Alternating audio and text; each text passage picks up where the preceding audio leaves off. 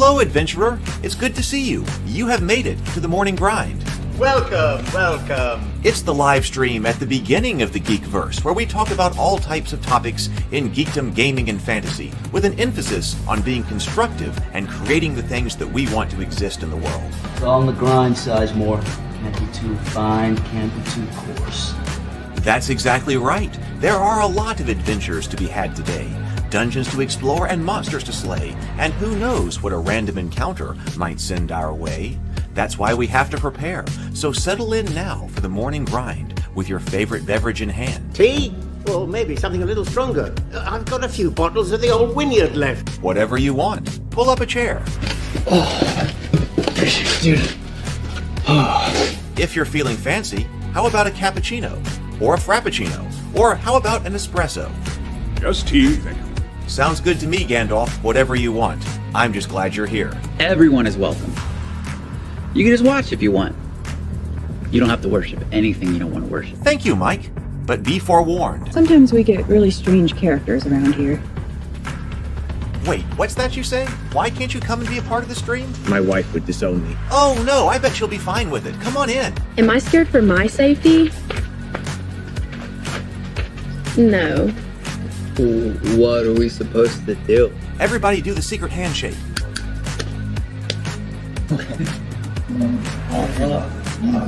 Secret cultist handshake. Oh, now do wizards who love each other. This, my friend, is a science. I still don't have gifts, but it's fine. It's all on the grind, son. Can't be too fine, can't be too coarse. Dude, this would be a sick place to bring the band. Indeed it would be, Dave. It really would. I'm seeing more people coming in. Welcome, glad to have you here. Oh look, here's someone new. Is this the cultist meetup? Yes it is. Come to hang out? Please accept me. I have nothing else. Okay, we accept you. Everyone's welcome here. Brought some snacks. Well, that makes things even better. You want some coffee? I don't drink coffee. You sure? It's cultist coffee. What makes it cultist coffee? I'm a cultist and I'm drinking it. Oh. Then I'll have some. What exactly is going on here? I'm seeing more people coming in. Welcome. It's so great to have you. Oh, and look, here comes another stranger. Can we help you? Yes, fellow cultists. I could really use some food.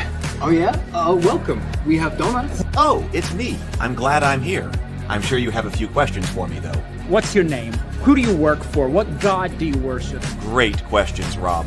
I'm Steve King, and I worship Nyarlathotep. No, not really. I'm just Heath, and I won't be worshiping anything this morning. But I will be your host. Welcome to the office. We're going to have a great time. I've got my coffee ready, because now it's time for the morning grind. If you could become a fish, that would be amazing. Then I could command you with my mental fish powers.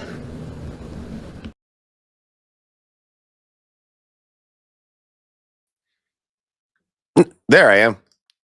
Oh, why am I all in the corner like that? There we go. There I am. Hey, good morning, everybody. Welcome to my home. Welcome to the office, and welcome to the morning grind. It is great to have everybody. This morning, we're going to be taking a look at a new game, which actually seems like it's been a while since we have had a new RPG here to talk about. I just got this in right here. This is the Monty Python's Cocurricular Medieval Reenactment program right here. A role-playing game. No, it isn't, it says. So actually, this thing is still in its shrink wrap.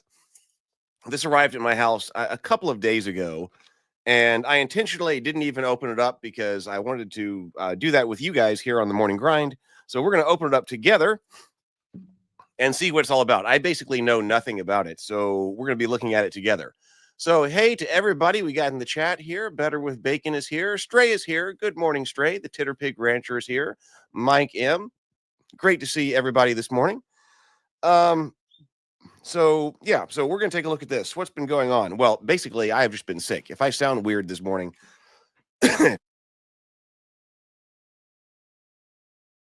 In fact, if I'm sounding weird, it's because, yes, I have been sick. I have been hit with the, I think it's allergies. I think I have been hit unusually hard with allergies this year. I was sick on Wednesday when we were recording the Doug show. Started getting sick Wednesday, and I'm better now. But especially Thursday and Friday, I have been pretty sick. So that's what's been going on. Not a whole lot interesting. So hope everything has been going well with you guys. So we will. We have not been doing table talk lately, but that's because I've been shooting stuff with Doug. We're going to shoot again Wednesday night, so that kind of takes the evening slot. I know Lorena Creole.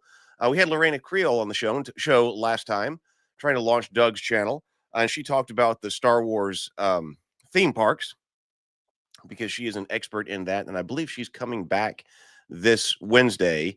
And Doug's been releasing the shows on Thursdays, going to be talking about Star Wars: The Galaxy's Edge on that show, and keep going. Doug's been very thorough in his analysis of the Kennedy era of Star Wars, so we'll be shooting that again on Wednesday night.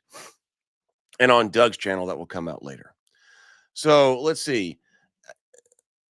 I see. I don't know, Mike. Mike asks, we're going to find out together here. I wonder what the game is about. Comedy. I'd assume, but what else is to hook the game to play more than once? I don't know. So we're going to find out. Like I said, I don't know hardly anything about it.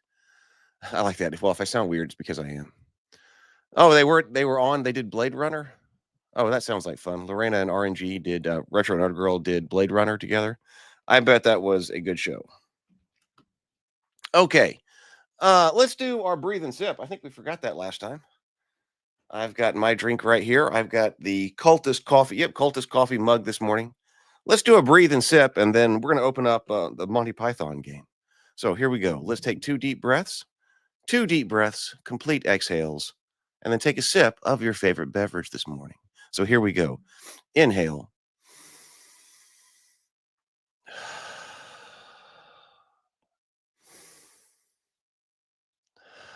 And sip.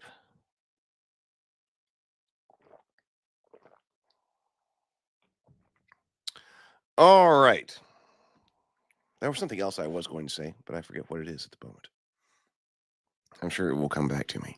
Let's bring up the auxiliary camera, which we've also not had in a while. And I guess they've changed the layout here, so I just must not understand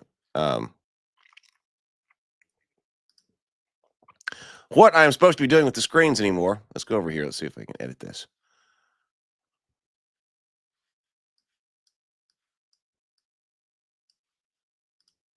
Hey, good morning, Brett. What is the problem?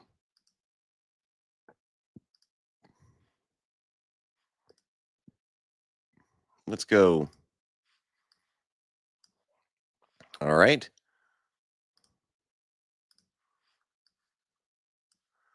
I don't know why this is all of a sudden being made difficult. Supposedly, you can start to put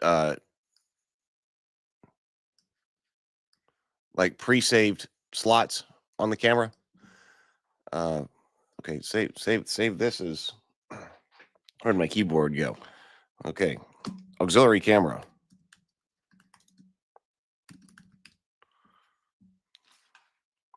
Wait, what?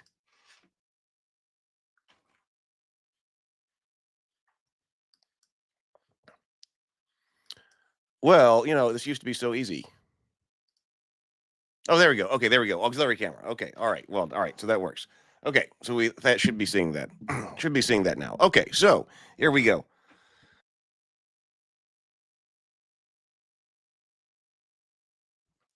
Monty Python's Cocurricular Medieval Reenactment Program, a role-playing game. No, it isn't.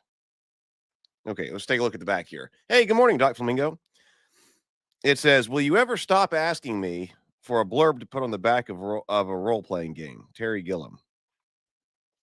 Monty Python is here to stomp some education into role-playing gamery. At last, renowned educational pioneers Monty Python placed their pedagogical, pedaformical stamp on a hobby long bereft of historical accuracy and educational value. Betwixt these lovely covers is everything you need to participate in and run the program, which draws on Monty Python's entire catalog of work, Flying Circus, Holy Grail, Life of Brian, The Meaning of Life, and various other vaunted ventures. Herein thou shalt find a rules-light system for quick adoption by even the densest of would-be participants, 10 character types, 180 accoutrements for your equipping pleasure, 60 notable historical figures, creatures, monstrosities, and beasts for your slaying pleasure, 18 head of light entertainment persona, and 10 ready-to-run quests.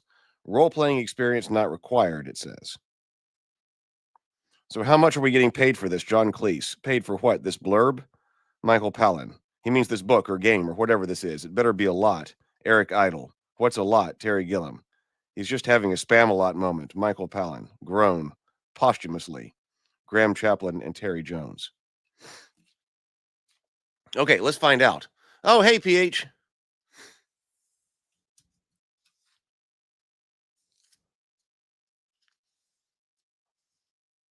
All right, let's see if we can get this open here.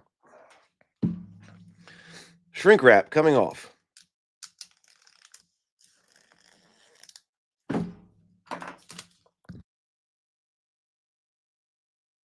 No, this afternoon, I'm supposed to be going, early this afternoon, I'm supposed to be going over to my brother's house. We're going to have kind of like a lawn party in the at his house. Set up badminton since it's now spring. Probably some other things. I'm going to have the boys do their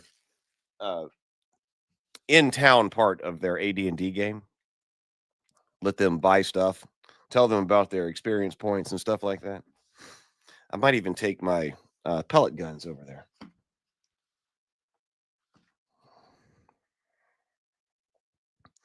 Okay, we do have internal page.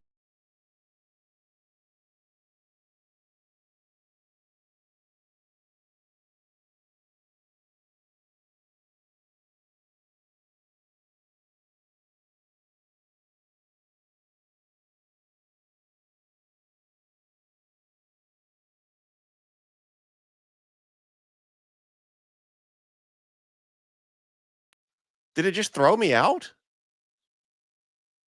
I'm here.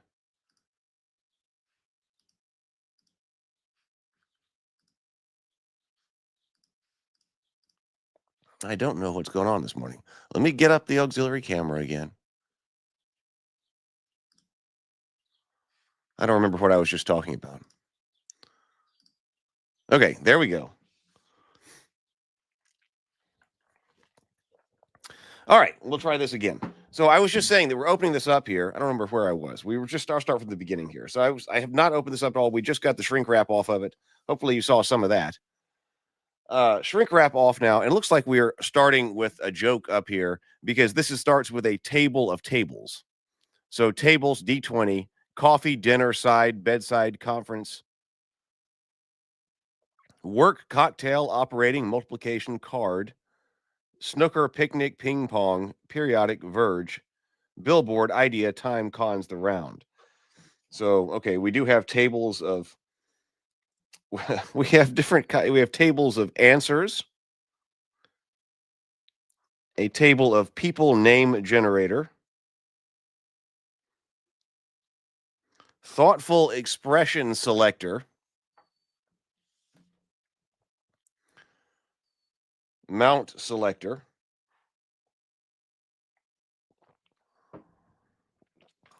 we have a table of dogs and a table of pussies. Different kinds of, like, for instance, 2 is willow. Number 9 is in boots. Number 10 is galore. That's a D11 table. Okay, but I still don't understand exactly what this is. All right, let's see. What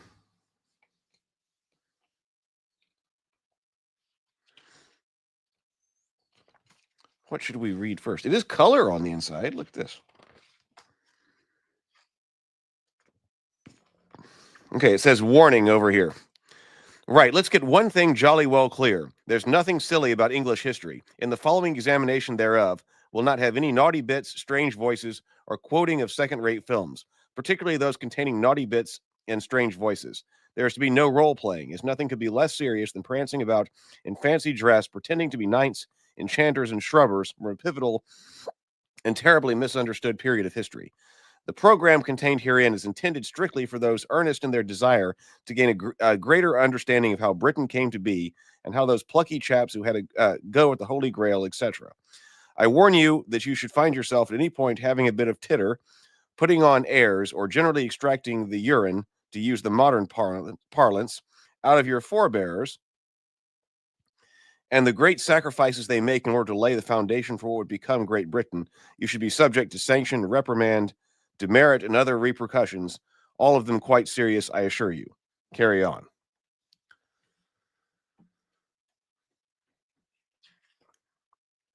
Okay, so an introduction to curricular reenacting, a brief historical remediation for those who didn't apply themselves at school, how the program programs, participant primer, head of light entertainment handbook, heads of light entertainment directory, notable historical figures, a field guide to creatures, historical, mythical, and mundane, and then quests. It says it comes with 10 quests.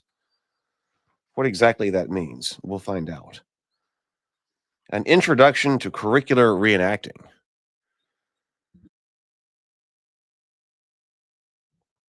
Okay, so we're still trying to understand exactly. Oh, this whole thing is a color book.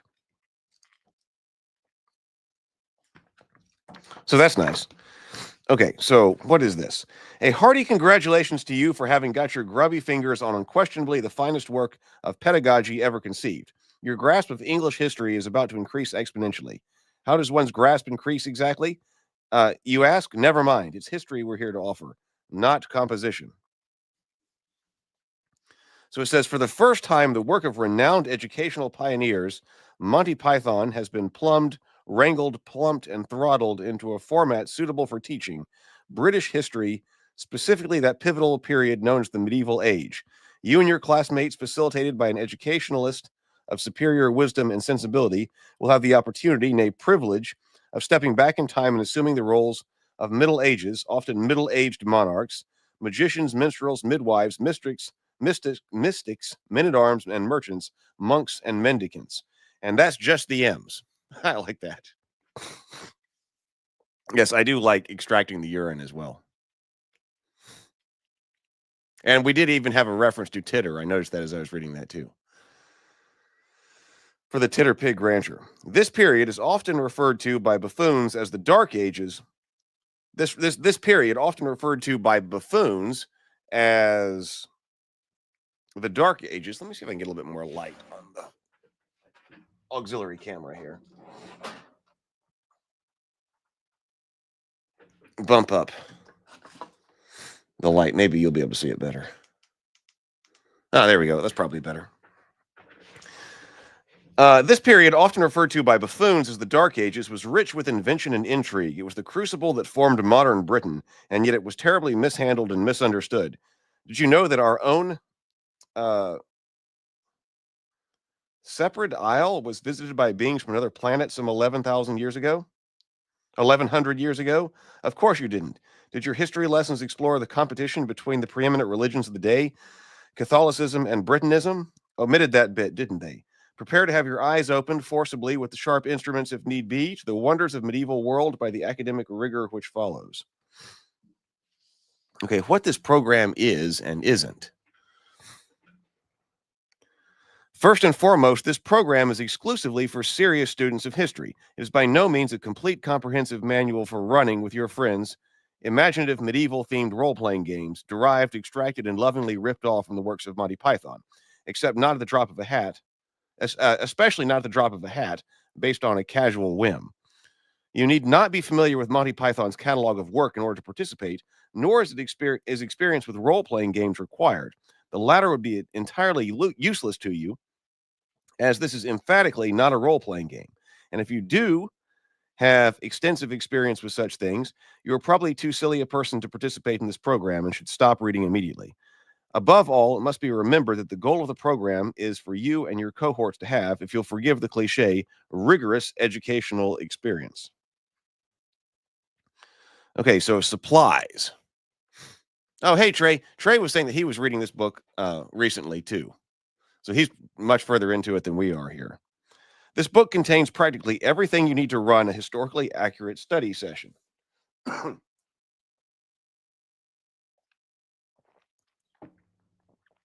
You'll need to source your own pencils and paper and a table if you can manage it. Chairs are recommended, as are at least 2, but ideally 4 to 7 people to sit on them. I like that. Chairs are recommended, as are at least 2, but ideally 4 to 7 people to sit on them. You'll also have half an hour for character creation and at least an hour or 2 if you intend to make headway on a quest. The quest includes herein various length and complexity, and reenactment styles differ from group to group, so predicting how long it will take you to complete one is completely infeasible. Let me see if I have medication sitting around here.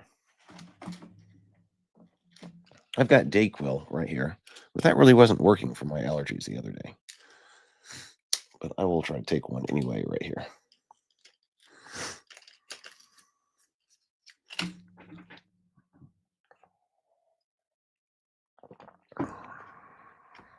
We will see. Okay, this quest include herein vary in length and complexity, and reenactment styles differ from group to group, so predicting how long it will take to complete is infeasible. Some groups might spend several hours foffing about in a village, while others expect themselves at quest's end in a fraction of the time. The most sensible thing to do is to set aside at least a couple of hours, any less educational outcomes are not guaranteed. In addition, if you don't avail yourself of them during the non-compulsory advanced purchasing opportunity, you'll need a set of polyhedral random number generators, referred to as dice by non-serious people. For the sake of convenience, but under protest, this nomenclature is hereby adopted for this program. At least one of each is recommended. 30-sided, 20, 10, 16, 14, 12, 10, 8, 6, 4.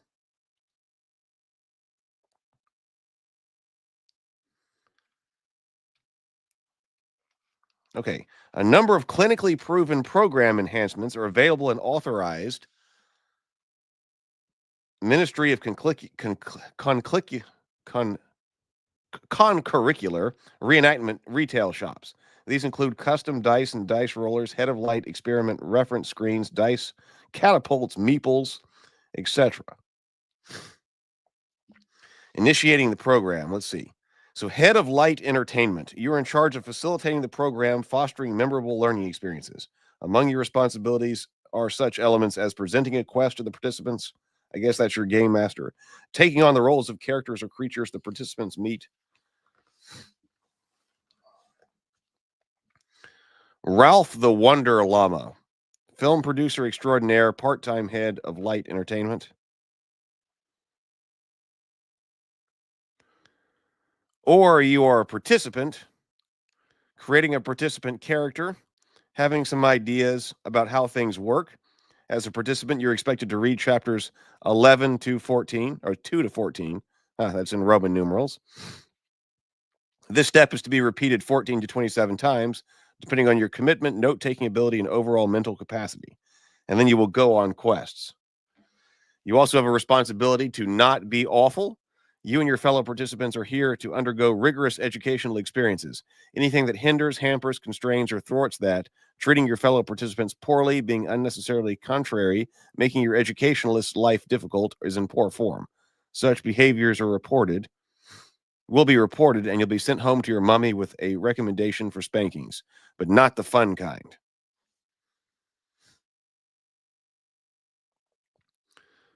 Proper behavior. Like the source material from which this is drawn, much of the program's content might be classified as satirical, parodic, farcical, ironic, sarcastic, or sardonic in nature, but none of this is intended to be mean-spirited or harmful. Those wishing to utilize this program are encouraged to have a preliminary discussion to determine which, if any, elements are more likely to diminish the experience than enhance it. Likewise, we henceforth prescribe, prohibit, forbid, ban, outlaw, and condemn the use of any bad faith, mean-spirited words or deeds from anyone whilst using this program. Doing so will be read the following.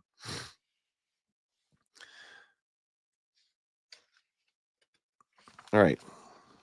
I still don't know exactly what we're doing here.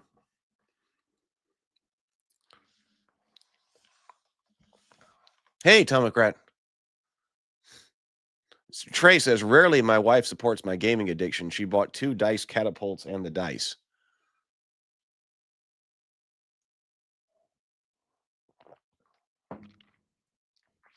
Do you know, Trey, is there something we should specifically be paying attention to since you've been through the book a bit more? So chapter 2 here I'm seeing is a brief historical remediation for those who didn't apply themselves at school. I am sure this is going to be very comical here. So this is like the history of Great Britain.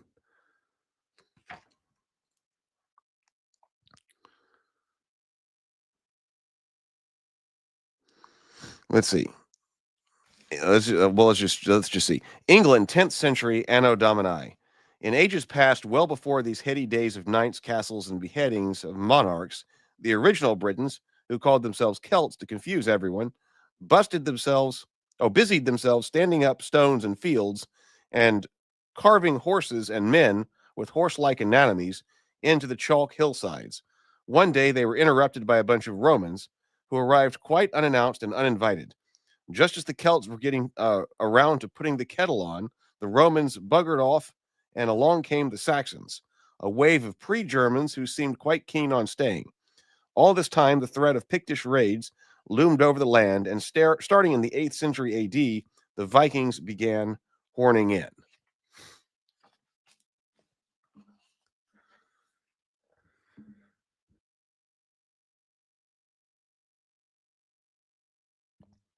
Yeah, like the core rules. Like what are we doing here? So this is a comedic.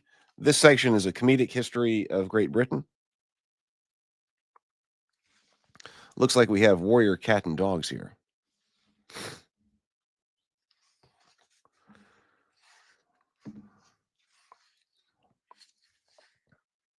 Here be the major groups, associations, and organizations that wield great power, command armies, control the wealth, and generally haven't got shit on them. Camelot and the Knights of the Round Table. Camelot. Let's see. It says, the jewel of King Arthur's Isle of... I don't know that word. Gramarye? Gramarye. It's like the beatific beacon of enlightenment in the smelly sea of savagery. Camelot is the crucible into which all sorts of ideas and how to comport oneself, who ought to insult whom, and how to knock someone off a horse were poured. And thus was the chivalric code indelibly cast. There was no single Camelot. And there we go. Bugger, there goes 8 years of excavating Carleon. In order to keep our nascent kingdom, or Carleon, in order to keep our nascent kingdom from crumbling like so much over-toasted toast, King Arthur moves his court from castle to castle around the realm, mooching off his subordinates, maintaining the peace, and spreading a smooth, even layer of buttery justice in all directions. He spent a month in one castle passing judgment on violent criminals, a few weeks in another hunting non-violent animals, a season in yet another negotiating with local barons. Therefore, Camelot is wherever King Arthur happens to be holding court at any given time. Of course, hauling the round table across the land is no small feat, and that's what manservants are for. When King Arthur is not a resident in one of his castles, things tend to get a trifle rambunctious. When the cat's away, the mice will fornicate a lot, dance a lot, and bang pots together, as the saying goes, a lot. The Knights of the Round Table, this noble assemblage of the knights, comprises the finest, most famous warriors in the land. Sir Lancelot, Sir Galahad, Sir Bedivere. The very names make damsels swoon and dragons suffer massive coronaries. And there are many more sworn to Arthur's service, their names perhaps not so well known and are likely to induce mere heart flutterings among damsels and dragons alike. Sir Gawain, Tristan, Bors, Percival, Palamedes, and Kay among them. When fully assembled around their famed piece of furniture, they number over 100, but such gatherings are few and far between, as they are nearly always traveling the land on quests and errands in search of the king. Or errands for the king. Oh, and there's Sir Robin, too.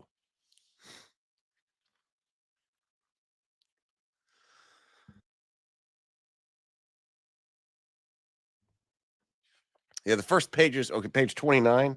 Okay, so this is all the settings going, the French. The Church of Brian.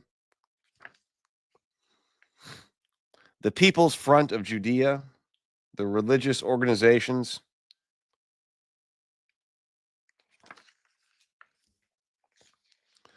Let's see what it says about the French real quickly.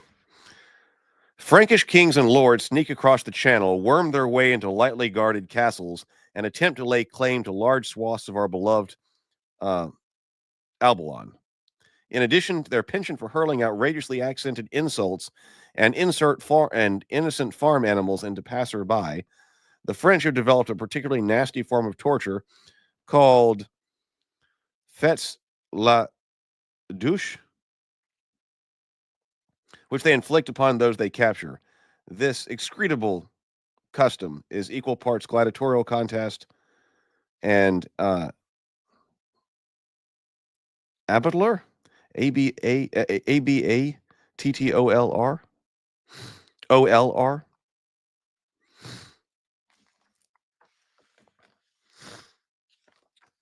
The Lost Legions.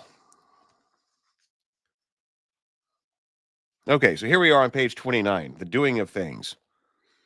How the program programs. So this is chapter 3.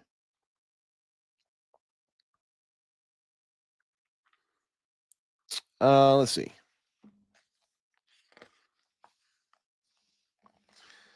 Okay, the core mechanic, the trait roll. Let's see, do we have like a character sheet? Sometimes we look for like a character sheet in the back. I guess it's this right here in the very back. So name, class, upper, middle, or lower. SSA, other stuff. Acorns, cheese, eggs, gemstones, gold. Lupins, naughty pictures, plague dead bodies, upper class twit trading cards. Quizzo butter. So here we got different dice here. A bit too really. 6 is quite. 8 is rather. 10 is a bit. 12 neither really. 14 is a bit. Rather, quite. 20.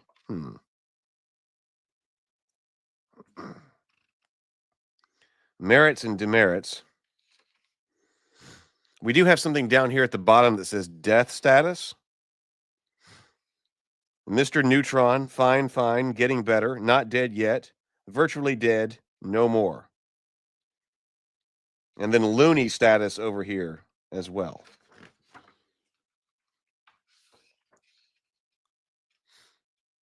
Oh, Trey is telling me that's fetch the crow.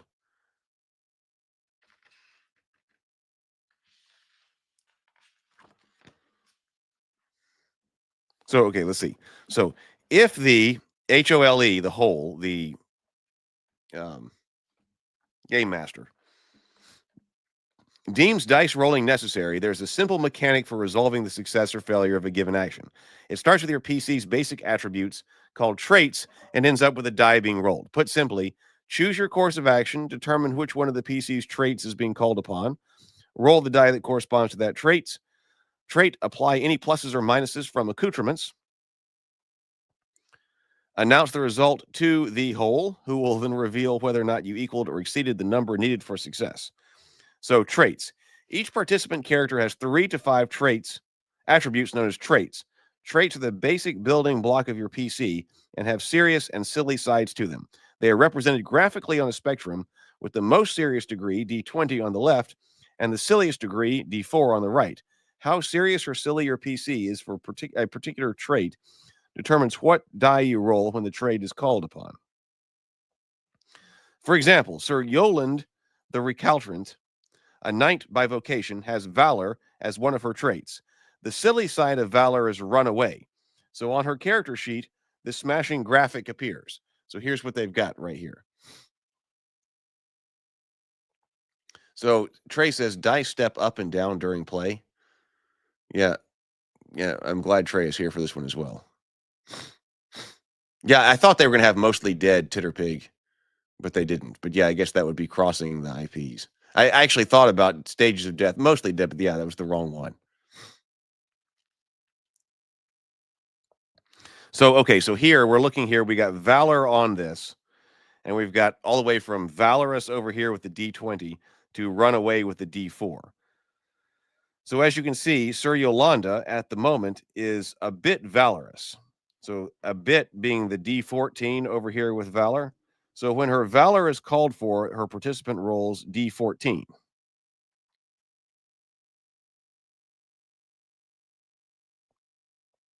Traits are not static. A PC's trait and status in each trait can move in either direction as the result of their actions and dice rolls. Participants may use any sort of token or erasable writing instrument to track their PC's current position on the spectrum of each trait.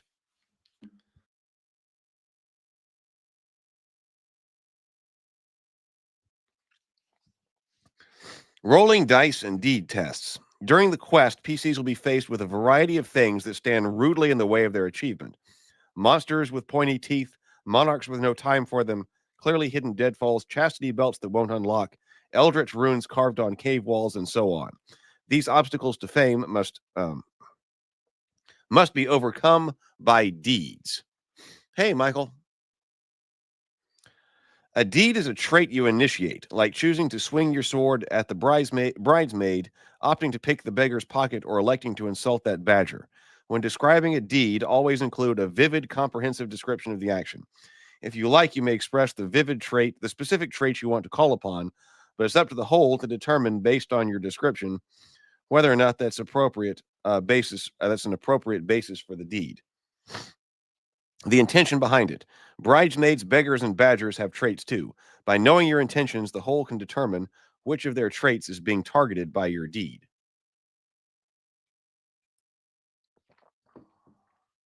The better your description, the more likely your deed will go as planned, and really spirited descriptions and reenactments can earn you additional perks. If your whole declares intercourse the dice, it means that your interesting idea, crackling description, and or lovely bit of acting has earned you an automatic success with the deed without ever having to roll a die. In this program, dice rolling is a perilous endeavor, and so that's a good thing. Let's take a look at this useful example. So here's a useful example. Participant with a troubadour PC. I want to use my bardistry against that bothersome tax collector who is trying to shake me down. The whole says, expound on that, you silly sod. I need more information.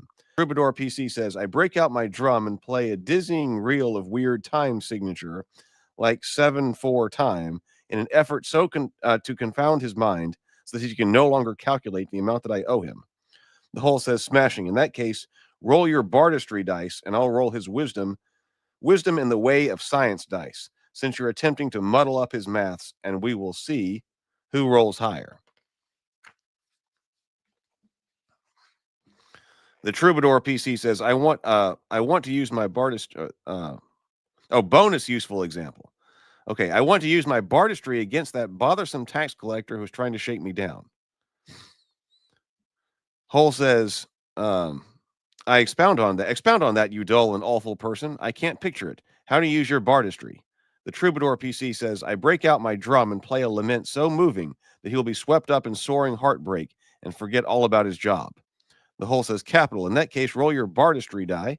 I will roll his purpose die, since you're attempting to dissuade him from his calling, and we will see who rolls higher.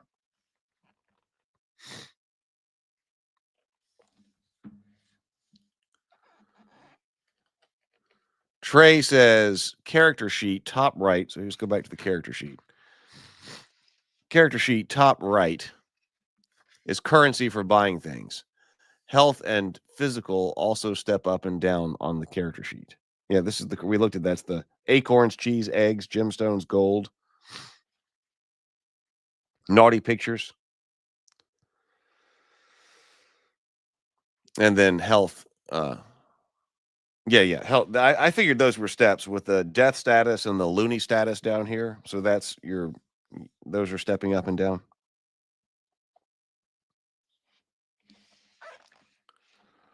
Settlement generation is over here. Tests. Let's see. A test is a trait roll you are forced to make because something is being done to your PC, like that toothy monster trying to bite you, the portcullis suddenly descending upon your position, or that charming rogue attempting to divest you of your knickers.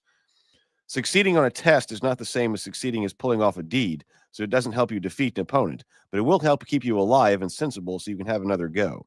Most of the time, you won't have a lot of choice about which of your traits is being targeted. The stat of the monster, portcullis, or rogue determine what trait you will roll. Your hole will tell you which trait is being called upon based on the particulars of said monster, portcullis, or rogue. If you would prefer to use some other trait to mitigate the effect, you are allowed to lobby the hole for alternate rulings, but don't be a tosser about it. Your dedicated, underpaid hole already has their hands full trying to ram some learning into your lobes. Forcing them to debate about every single rule is likely to earn their disfavor. Tests are not counterattacks. You are not trying to defeat, dodge. You're not trying to defend, dodge, withstand, deflect, muddle through, or fend off an effect. Oh, you are trying to defend, dodge, withstand, deflect, muddle through, or fend off an effect, not go on the offensive. You can do that when it's your turn with a deed of your choosing. So on combat. Oh, so the merits and demerits are a meta currency, Trey says.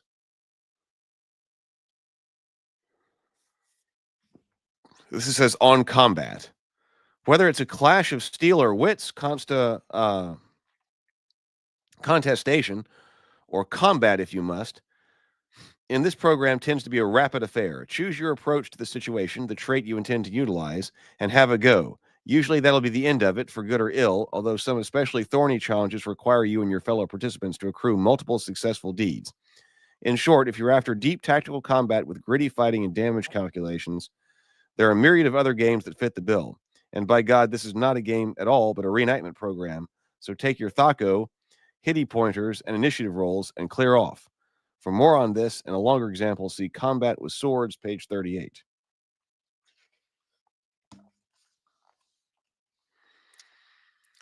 Strew things. Spamming.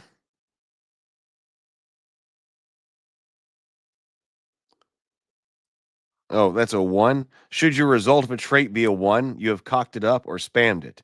In addition to failing at whatever you are trying to do, you must do 2 things immediately. Decrease that trait by 1 toward the silly end of the spectrum by moving the marker on your character sheet. Henceforth, any deed or test of that trait will use the new, smaller, sillier die until it changes again. Take a demerit from the whole. So a demerits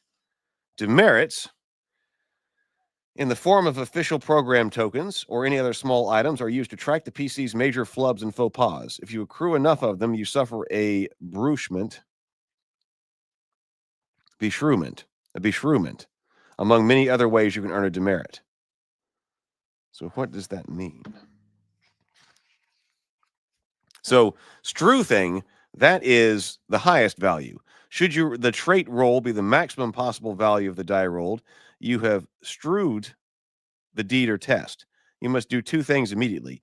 Increase that trait by 1 die toward the serious end of the spectrum by moving the marker on the character sheet. Henceforth, any deed or test resolved with that trait will use the new, larger, more serious die until it changes again. If you struth a d20, roll another d20. Roll the new, larger die and add the result to that first die. If the second roll struth as well, good on you. Keep increasing the trait and rolling and adding.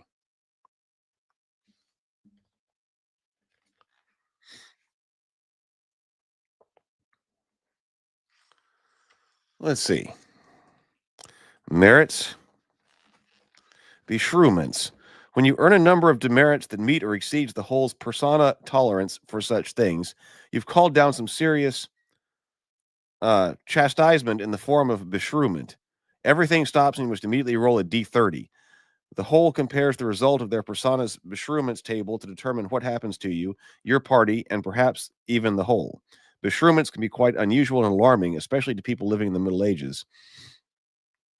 So cinch tightly thy harness. When you are triggering a beshrewment, you turn in all of your demerits and start fresh. No hard feelings. Whereas merits are the opposite of that. That was the meta currency that Trey was just talking about. Yes. So the spamming is sending you down. Trey is saying struthing steps you up. Combat without swords.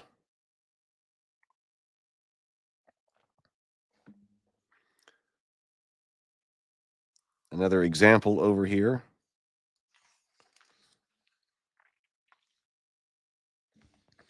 Death, dying, and nearly doing so. Most of us will eventually die, and the same was true for our historical forebears.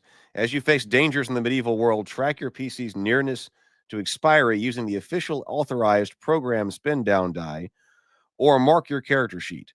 PCs have 6 possible death statuses in order from maximally healthy to the most complete and irrevocably dead. When your PC suffers physical harm, takes 1 bit of death, suffers 2 bits of death, and so on, turn the die to the appropriate face, or take the appropriate number of boxes in the death portion of your character sheet, thereby moving your PC ever closer to their ultimate end.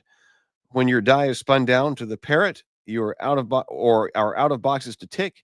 Your PC has hit no more and has snuffed it. Going loony. Not all damage is corporeal. Flesh wounds may sting, but blows to one's psyche, ego, and deeply held convictions can end one's adventuring career as surely. Track your PC's proximity to madness by using the authorized official program spin down die or marks on your character sheet. PCs have 6 possible loony statuses in order from maximally sensible to completely and irrevocably mad. When your PC suffers non-physical harm, takes 1 bit of loony, incurs 3 bits of loony, and so on, turn the die to the appropriate face, or tick the appropriate number of boxes in the loony section on your character sheet, thereby moving your PCs ever closer to coconuts.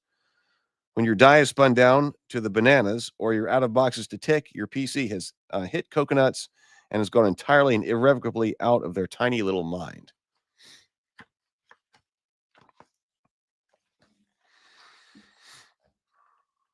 Healing, negating bits of death and loony.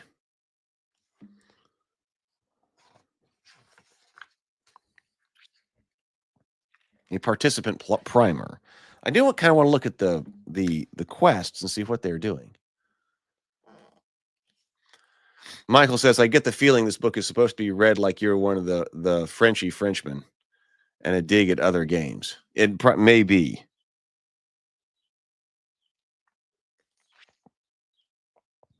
So here, the traits with serious and silly sides are animal husbandry. And the funny part about animal husbandry is that the serious side of animal husbandry is animal husbandry, and the silly side of animal husbandry is also animal husbandry. Hardiness, heart to herdy, glib, druidry to lemon curry, valor from valorous to run away. Wisdom in the ways of silence runs from wise in the ways of science to very small rocks. Sorcery goes from sorceress to horse feathers. You also have chastity, from chaste to naughty.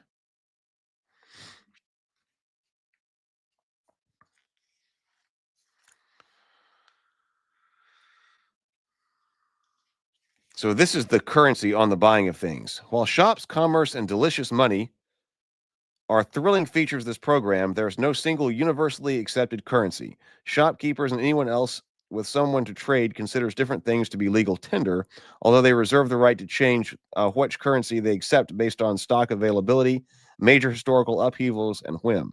The 10 currencies you'll be collecting, looting, hoarding, and being robbed of include acorns, cheese, eggs, gemstones, gold, lupins, naughty pictures, plague dead bodies, upper-class twit trading cards, and Whizzo butter. Participants capable of reading will have noticed that currencies are listed in alphabetical order, not in ascending or descending order of value. Please explain to your less literate participants this is because no currency is inherently worth more than any other. 10 gold is worth bugger all in the shop that only accepts naughty pictures.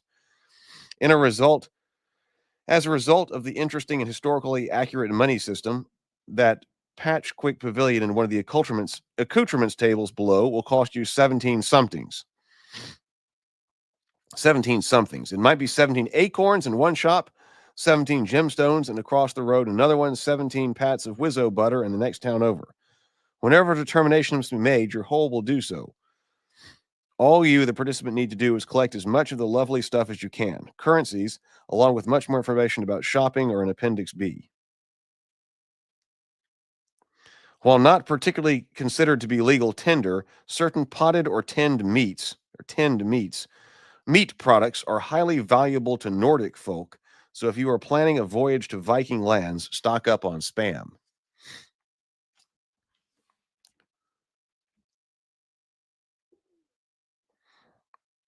Oh, DCC doesn't include the D18? So animal husbandry right here. Argumentation, authority.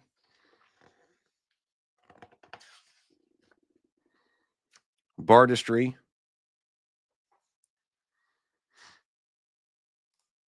So okay, here is chastity. Decorum, so like the accoutrements here are like the Phrygian cap, wimple, barbet, surcoat, hennin, and those provide things like, okay, the wimple provides +1 purpose. 12 small apparel bells, +1 to all traits versus children. Druidry. Accoutrements include a sprig of mistletoe, bone club, wildflower press, a set of ogham staves, ape skull, stuffed furry creature, crown of oak leaves.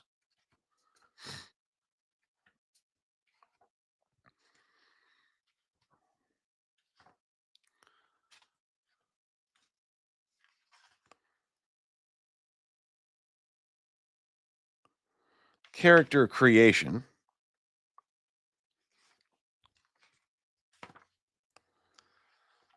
Let's take a look. Creating a knave. Creating a knight. So these are like our character classes or something? Creating an enchanter. I guess it is. Creating a churl.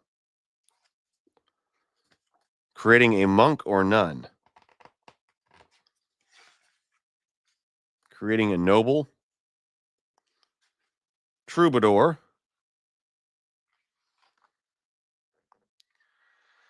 Head of light entertainment. Welcome to your new and exciting role. Preparing a reenactment session. Running a session. Interpreting deeds. I want to know about the quests. Well, look, there's Ralph the Wonder Llama. Let's see. Let's check out what you're supposed to be doing in our last few minutes here. Quests 282. Oh, here's I guess this is our bestiary here. The giant hand. Oh, look, the black beast is in here. Die 18, deeds required to defeat 4. How the black beast attacks. Once only upon entering the lair, surprise chomp. When PCs enter the lair of the black beast, everyone faces a subtlety test. If no one can produce a 7+, the black beast surprises and eats a member of the party, who is no more. Everyone tests their luck. Lowest rolled gets it.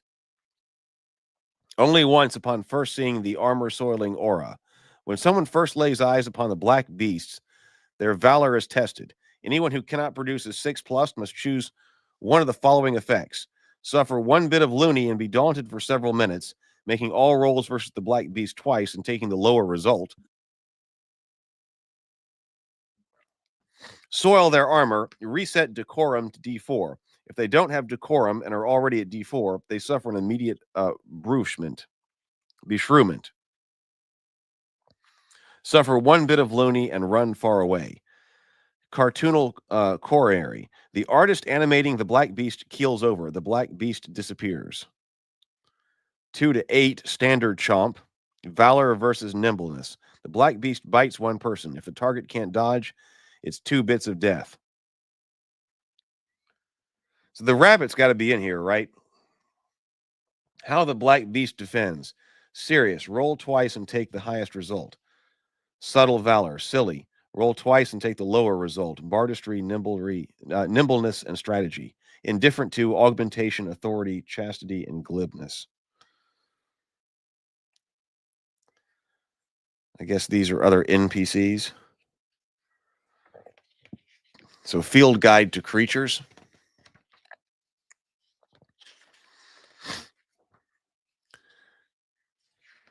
The anatomically mutated cat.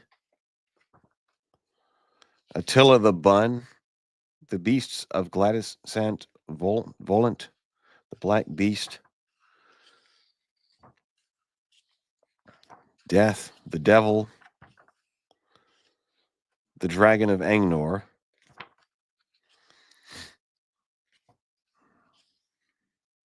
Eric the Half a Bee. A giant bearded snail. The giant hand. Haluxian mammoths. Hanspur hobgoblins. Houses too dangerous to live. Keep left signs. Kevin and Maurice. Killer carts. There we are. The killer rabbit right here. An ordinary white rabbit hopping, nibbling, occasionally squeaking until someone encroaches on its territory, at which point it becomes a nightmarish blur of flying fur and fangs.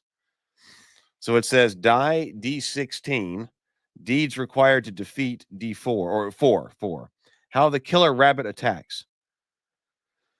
The killer rabbit is never taken by surprise, and when attacked, always goes first. 1 to 16, Fang Fury, nimbleness versus valor. The killer rabbit leaps to do its bloody work, fangs gnashing everyone within leaping distance who can't parry. Takes 1 bit of death. Whoever has the lowest roll is decapitated and is no more. How the killer rabbit defends. The tender trap. Should the intruder attempt a gentle approach using animal husbandry, soothing bardistry, or the likes, the killer rabbit will approach timidly, leap lightly into their arms, snuggle against their breast, and look up at them with heart-rending, innocent eyes. Then tear their head off. They are no more. Serious, nimbleness, subtlety, and valor. Silly. Hardiness and strategy. Indifferent to everything else except sorcery. Historically accurate portrayal. What it is, the most foul, cruel, and bad-tempered rodent you have ever set your eyes on. How this particular bunny came to acquire preternatural agility and taste for blood is unknown, although you are welcome to ask it. Oh, that's Jabberwock? I don't know. What it fancies. Treasure, secrets, and things that value to people. It has no use for any of them, but has discovered that setting up shop near these things results in a steady supply of foolhardy food. What it doesn't fancy, strategy sorts. Though dynamite at close quarters, the killer rabbit is susceptible to attacks from a distance. After one successful attack from a distance, it will retreat to cover the hope that its food will come closer. What it wants, some roughage. The all-meat guts blood menu is somewhat wanting in dietary fiber. Should some high-quality hay or greens be proffered, they will entirely be distracted for as long as it takes to consume them. Allies, none, though Cargol the Amazing has tried several times to convince it to pop out of its hat on command. He always arrives with lots of food recruited from Sister Dingo Zoot's coven. So he's managed to get away alive so far. Enemies, the black beast begrudges the killer rabbit's penchant for devouring things before they can make way to its underground lair. Oh, look, well, no, here's the knights who say knee.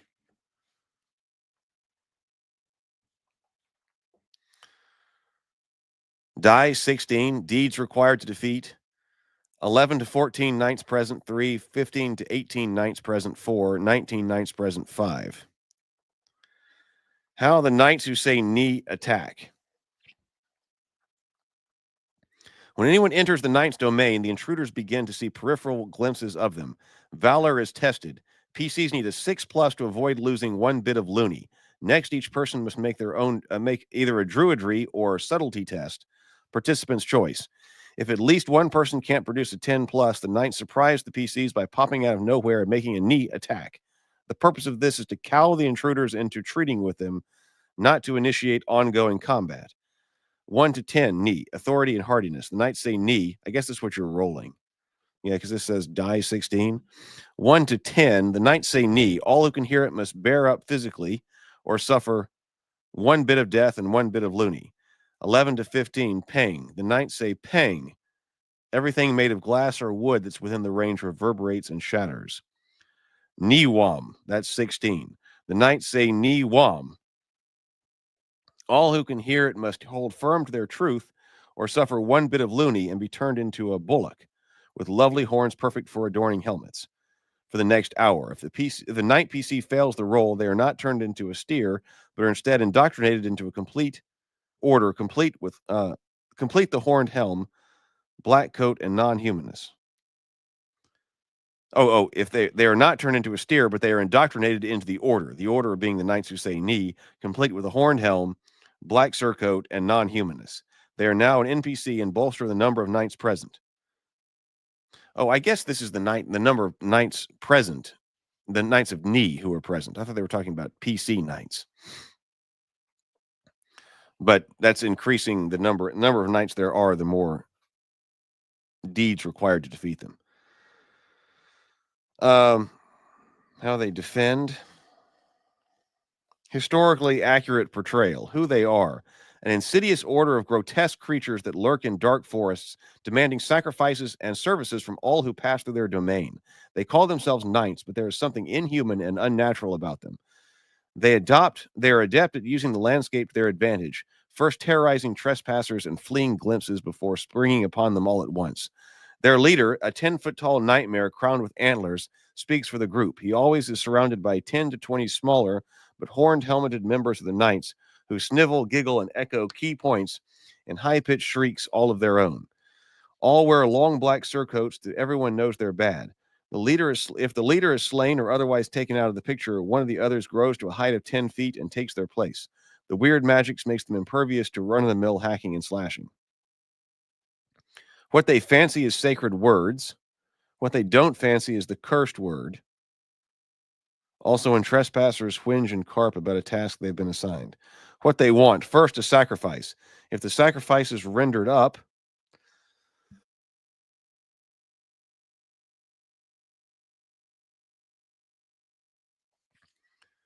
they'll propose a compulsory trial of worthiness. If the trial is won, they'll demand a tribute, and then so on until trespassers fail and the knights get them. Their desires are unpredictable and unfathomable to outsiders, and they change each time the knights are encountered.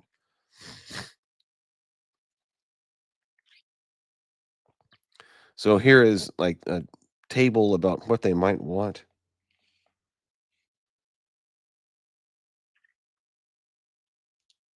The cursed word is also variable. Trey says there is a great section on playing the game straight serious and let the comedy just happen on its own instead of trying to be funny. Man-eating mundanities. Ralph the Wonder Llama again here. Scott's Penguin. Sewer Budgies. Spike and Harry. Spiny Norman. Spots of Gangrene. The Three-Headed Giant. Remember him.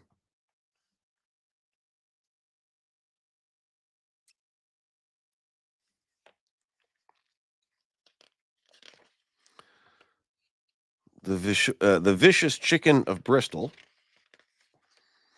Oh, now we're into Mundane Beasts. Whoa, is the Black Knight in there? Not in there? Or is he someplace else? Please check, let's see. Please check page 130. Trey is asking us.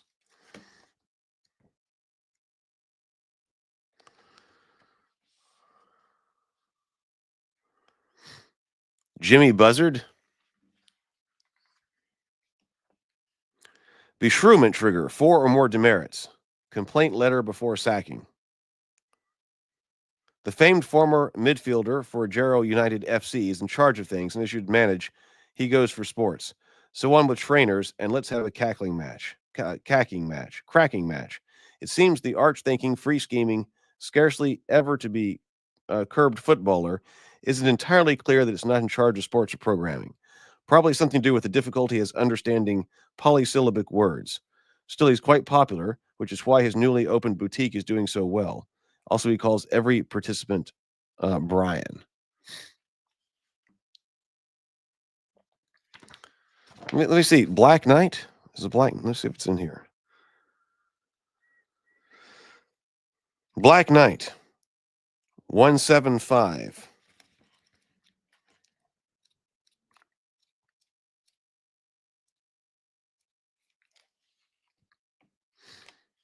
Wait, what?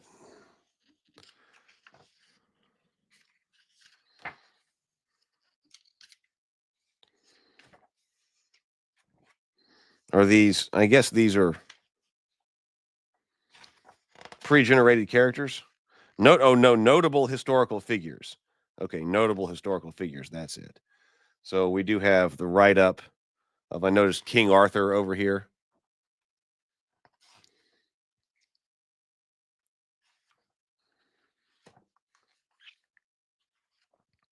There's the Black Knight.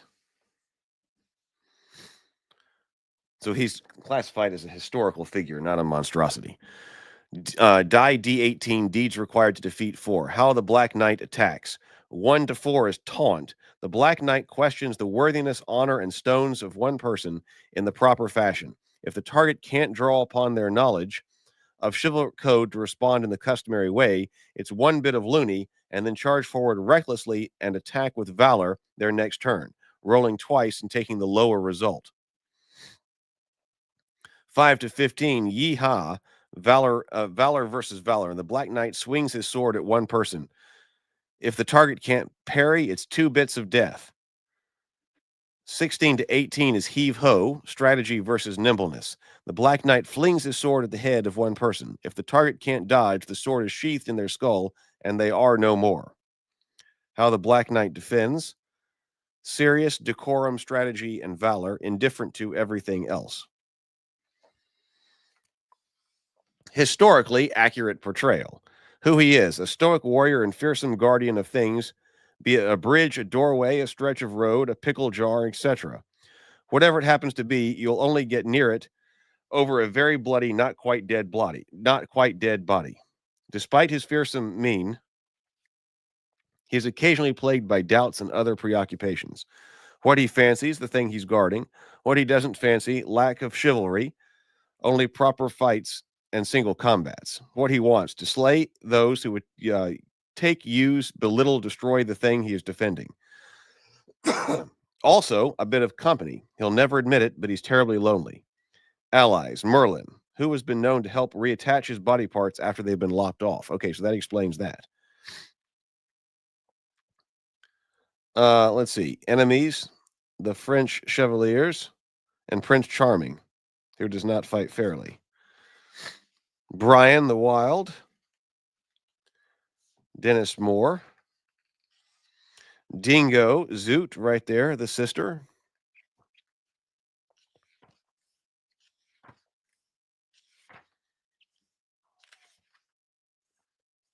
Galahad the Pure.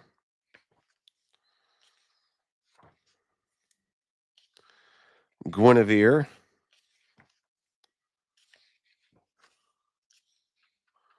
Cargol the Amazing. The King of the Swamp right there. I remember him. The Lady of the Lake. Sir Lancelot the Brave. Brother Maynard right there. There's Merlin right there.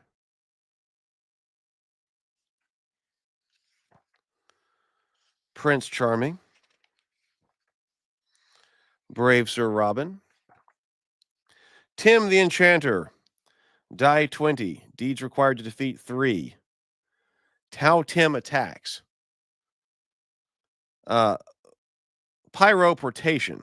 Sorcery versus wisdom. Tim seemingly explodes, then immediately reappears anywhere. Anyone witnessing the performance must come up with a logical explanation or suffer one bit of loony. 11 to 15 is flame spew. Tim fires a gout of flame from his staff at one nearby person. If the target can't dodge, it's one bit of death, and everything flammable on their person is ignited. 16 to 18 is fireball. Tim launches a flaming missile from his staff at any one non-nearby person. If the target can't locate and duck behind cover quickly, it's 2 bits of death, and anything flammable on their person is ignited. 19 to 20 is remote combustion. Tim points at a natural object, tree, rock, etc. he can see, and that object explodes. If someone standing near that spot can convince the natural object not to explode, the effect is negated. If not, everyone standing near it suffers 3 bits of death, and they are thrown several feet into the air.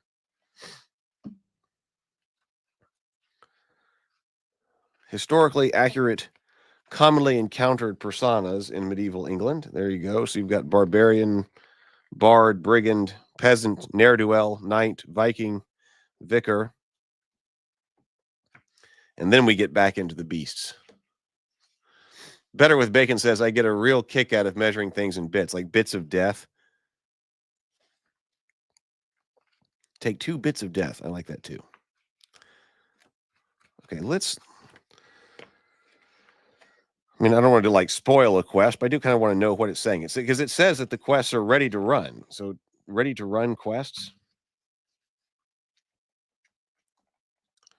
Close encounters of the desert kind.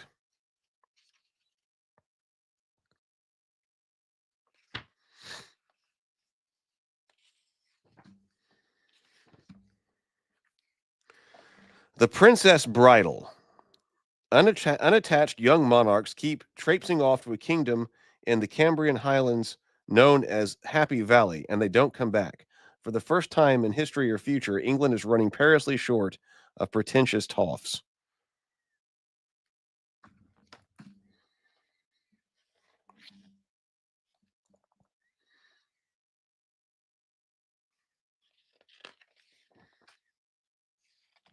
Spank the Pope.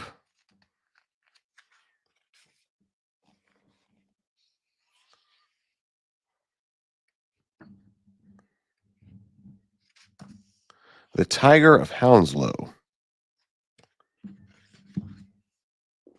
The Grail National. Let's see what this is. God wants the relic found, and by God, everyone knows he put Arthur and his knights on the job. But who's to say he didn't post the advert elsewhere? It's a race against the Knights of the Round Table to see who will achieve the greatest of all chivalric deeds.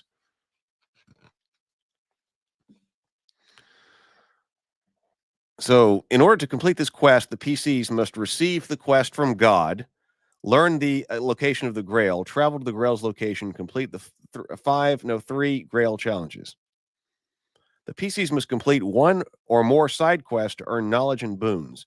But the Grail clock is ticking, so for every side quest embarked upon, there's an increasing chance that King Arthur or one of his band will have discovered the location, arrived there, completed 1 more of the challenges, and even acquired the Grail. So the Grail clock die. The Grail clock die is a simple mechanic for determining the progress of Arthur and his knights who are competing with the PCs to obtain the Grail. After the PCs have received the quest from God, each new day the adventurer begins with the whole rolling a die to see if the PC's arrival has made any progress. PC's rivals have made any progress. On the result of a 1, they have. To begin with, the die is a D14, but for every side quest the PCs undertake, the die value is reduced by 1. If they are somehow able to divine the location of the Grail without undertaking any side quests, the die value maintains a D14. If they go for 1 side quest, it drops to D12. If 2, it drops to D10, and so on. So you can use this chart to track how many of these daily rolls result in a 1,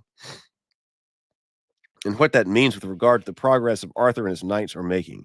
If Arthur's group completes a side quest, that side quest is no longer open to the PCs, even if they've already begun it. If they complete a Grail challenge, the challenge is still open to the PCs. So 1 means learn the location of the Grail. 2 means completed 1 randomly determined side quest. If the result is a quest the PCs have already completed, re-roll. 3, arrived at Grail's location. 4, complete 1 Grail challenge. 5, complete a second Grail challenge. 6, complete the final Grail challenge and obtain the Holy Grail.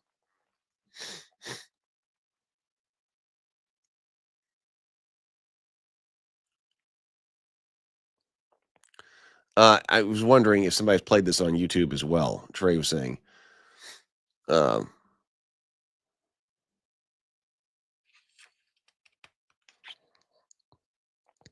Where is the Grail? Roll D6. A French-occupied castle. The belly of a fabulous creature. 3, the cart of a Grail merchant who has no idea what they have. 4, the Lady of the Lake's palace at the bottom of the finite lake of eternally endless evermore. 5, the trove of a bandit, pirate, or privateer buried among other goodies. Or 6, a wizard's remote retreat.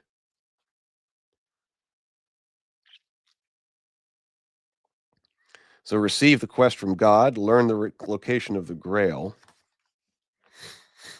Grail intel, lots of tables here. Side quests. Travel to the Grail's location. And then complete 3 challenges. The sword and the spam.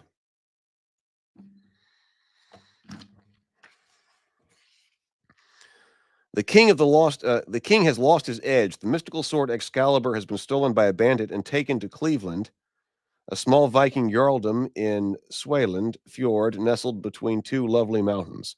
There was ensorcelled by their shaman and plunged into a huge block of sacred spam. The PC's mission set a sail for the frozen land of the berserkers, Moses and meatballs, and win back the legendary sword. Receive the quest from the Lady of the Lake, secure passage to the country. Set sail. Travel to Cleveland, retrieve Excalibur. Okay, so there is some stuff to, so I guess you could sit down and play. I like that part of it. Like, what exactly am I supposed to create with this? Having 10 different quests in the back.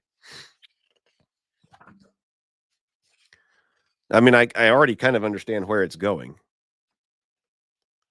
Where the game is going. So, I think we spent an hour and 17 minutes with it so far, a little bit less than that.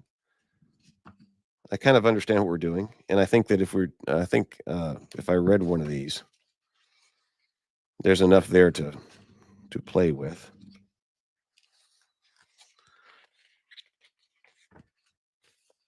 Shop generation. Shopkeepers. Well, all right. I am sorry, but I've got to go find some more medication. See, it used to be, there we go. I got to go find some more medication, especially to be ready to go over to my brother's house and play with the nephews this afternoon. Not D&D. I'm going to have them do their characters leveling up and things like that and being in town, I think. But then also we're going to go set up badminton in the yard and things like that. So I'm going to go take some more medication, medicate myself, and then get ready to go over there. So everybody, this has been great. Thank you very much for being with me. So this was our first look at Monty Python and the Cocurricular Medieval Reenactment program. So that's what it is. All right, I got to get out of here. Later, everybody.